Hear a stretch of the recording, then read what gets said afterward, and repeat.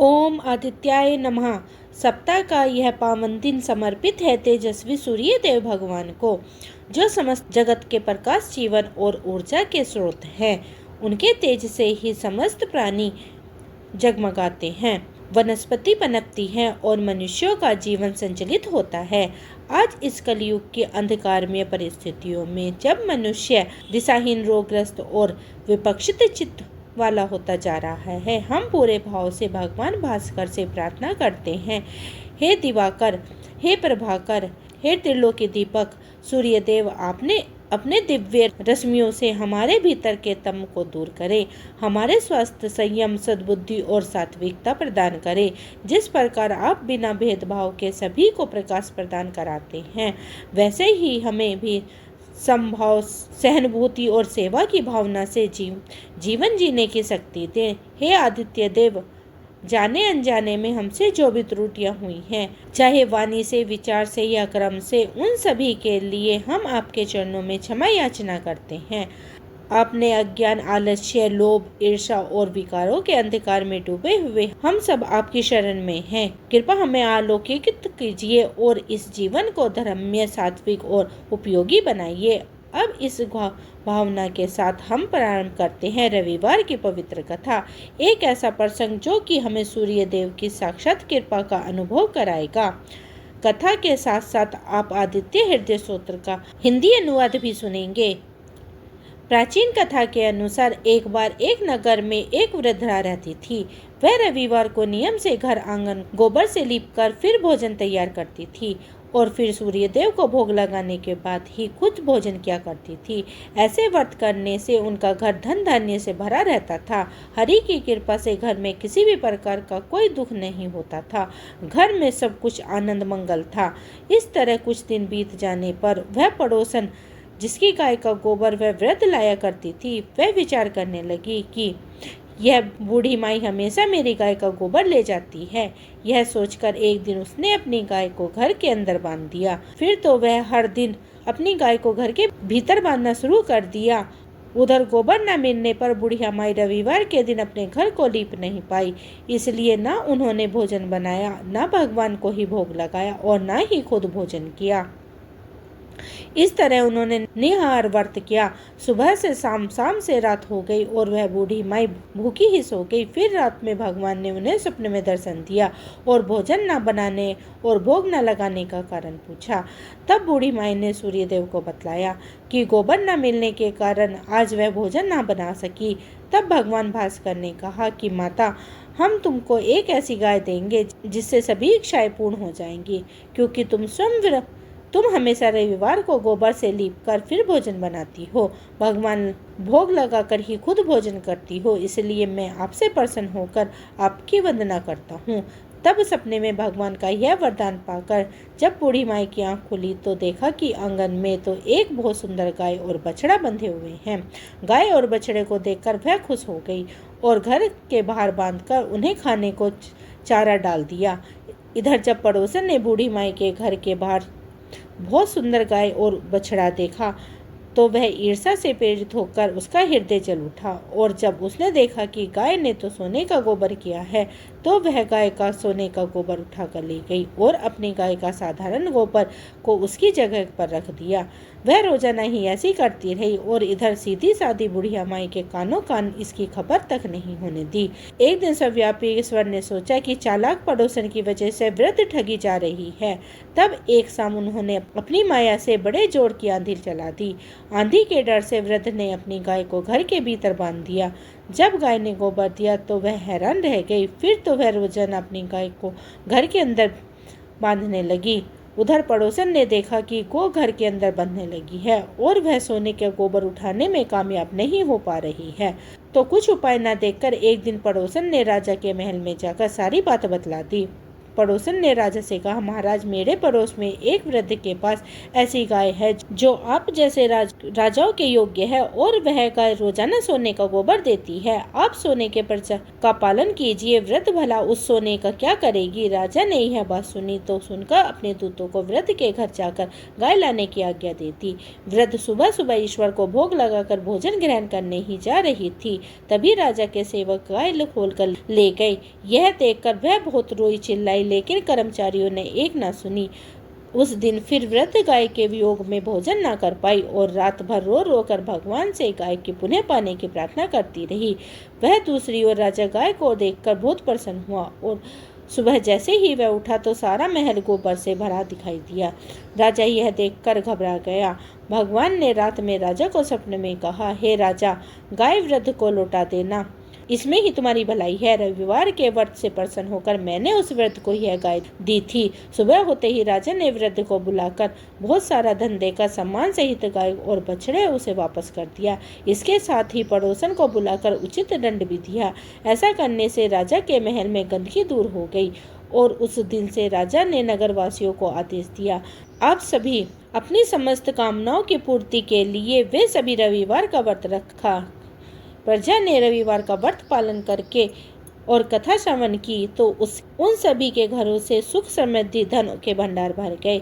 ऐसा है रविवार व्रत की महिमा। बोलिए सूर्य नारायण भगवान की जय। अब आप सुनिए श्री आदित्य हृदय स्तोत्र का हिंदी अनुवाद। भगवान आदित्य के हृदय स्वरूप इस आदित्य हृदय स्तोत्र का उपदेश अगस्त मुनि ने भगवान राम को दिया था और इसके प्रयोग से ही रामचंद्र जी ने रावण का वध करने की शक्ति प्राप्त की थी। इस स्तोत्र के नित्य 3 पाठ करने से शत्रु बाधा शांत हो जाती है, पितृदोष निवारण होता है, सूर्य नारायण की संपूर्ण कृपा प्राप्त होती है, आरोग्य मिलता है, आत्मविश्वास में वृद्धि होती है, कोर्ट कचहरी क्षेत्र में विजय मिलती है, सरकारी नौकरी या सरकारी कामों का में फलदायक होता है, अटके हुए सभी काम पूरे हो जाते हैं।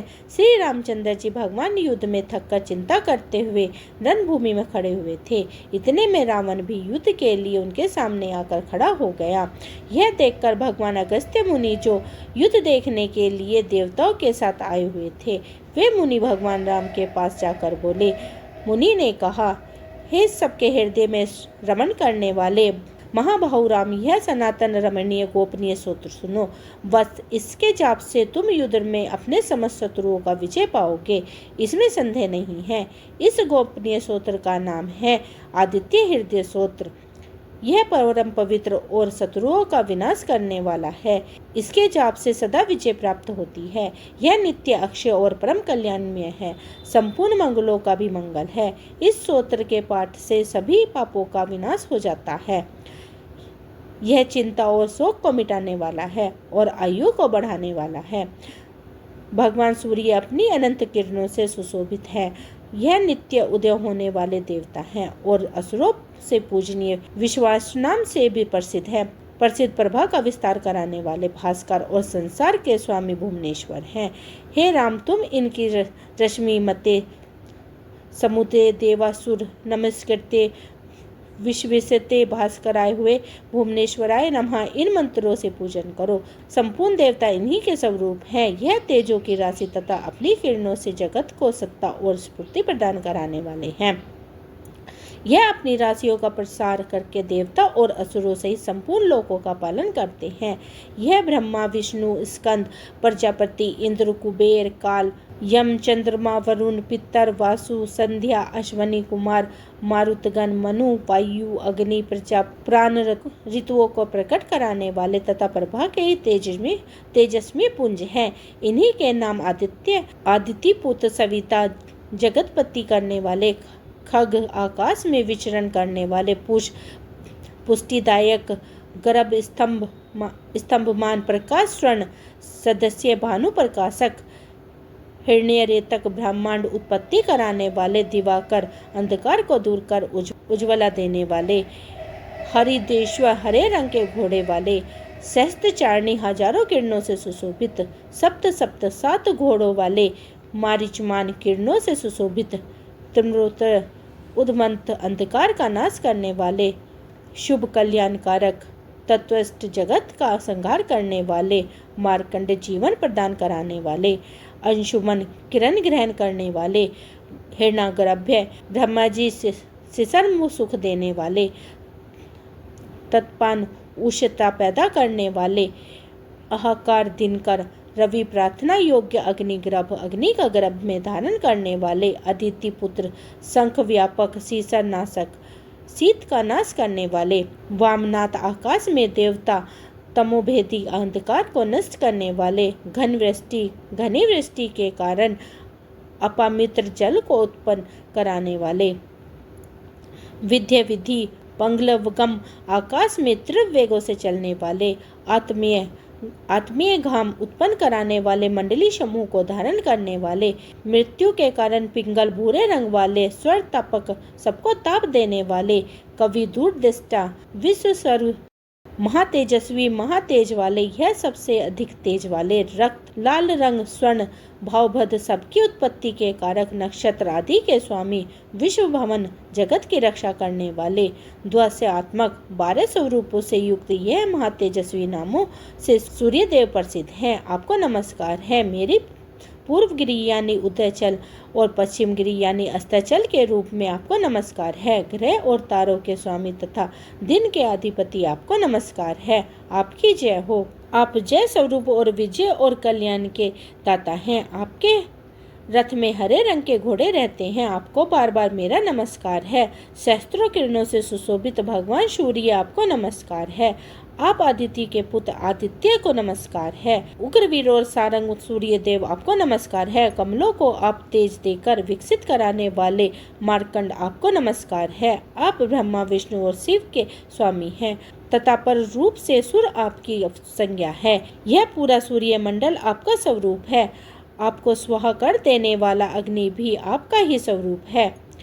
आप रौद्र रूप धारण करने वाले हैं। आपको नमस्कार है। अज्ञान और अंधकार के आप नाशक हो, जड़ता और शीतलता के कारक हो, शत्रु का विनाश कराने वाले आप हो। आपका स्वरूप अप्रिमेय है। आप कृतजनों का नाश करने वाले हो। आप देव स्वरूप हो। आपको नमस्कार है। आप तपाए हुए सोने की तरह हो। आप हरि और विश्वकर्मा हो। तम के नाशक प्रकाश स्वरूप जगत को साक्षी हो। आपको नमस्कार है। सूर्य के संपूर्ण भूतों का संहार कराने वाले, पालन कराने वाले, सूर्य ही अपनी गर्मी से अपनी किरणों द्वारा वर्षा कराते हैं। यह भगवान सबके सो जाने के बाद भी जागते रहते हैं। यह अग्निहोत्र तथा अग्निहोत्री को मिलने वाले देवता हैं। देवता यज्ञ और यज्ञों के फल प्रदान कराने वाले भी यही हैं। संपूर्ण जगत में होने वाली क्रियाओं के फल देने वाले भी यही हैं। राघव विपत्ति में, कष्ट में, दुर्गम में अथवा किसी भी प्रकार के भय के अवसर पर जो कोई व्यक्ति इस सूर्य देव के स्तोत्र का कीर्तन करता है उसे दुख नहीं भोगना पड़ता। इसलिए हे राम, तुम एकत्रित होकर इन देवादिदेव जगदीश्वर की पूजा करो।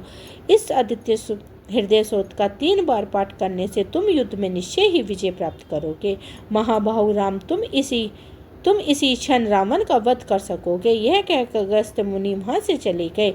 अगस्त्य मुनि के उपदेश सुनकर वह महातेजस्वी श्री रामचंद्र जी का शोक दूर हो गया। उन्होंने प्रसन्नचित्त से आदित्य हृदय स्तोत्र का पाठ किया और स्तोत्र को धारण किया। 3 बार आचमन करके उन्होंने जप किया। इसके बाद भगवान श्री रामचंद्र जी ने धनुष उठाकर रावण की ओर देखा और उत्साह पूर्वक विजय पाने के लिए वे आगे बढ़ने लगे। फिर पूरा निश्चय कर वे रावण का वध करने के लिए उत्थान हुए। उसी समय देवताओं के मध्य में खड़े हुए भगवान सूर्य ने प्रसन्न होकर श्री रामचंद्र जी की ओर देखा और निशाचर राज रावण के विनाश का समय पर नजदीक जानकर हर्षपूर्वक कहा, रघुनंदन अब जल्दी करो। यह था श्री आदित्य हृदय स्तोत्र का हिंदी अनुवाद। दोस्तों, ये थी रविवार के व्रत की कथा। उम्मीद करती हूँ आपको मेरी ये कथा पसंद आई होगी। आप मेरे वीडियो को लाइक करें, परिवार और भक्तजनों में शेयर करें। अगर आपने मेरा ये चैनल अभी सब्सक्राइब नहीं किया है तो सब्सक्राइब कर लीजिए। हरे कृष्णा, राधे राधे।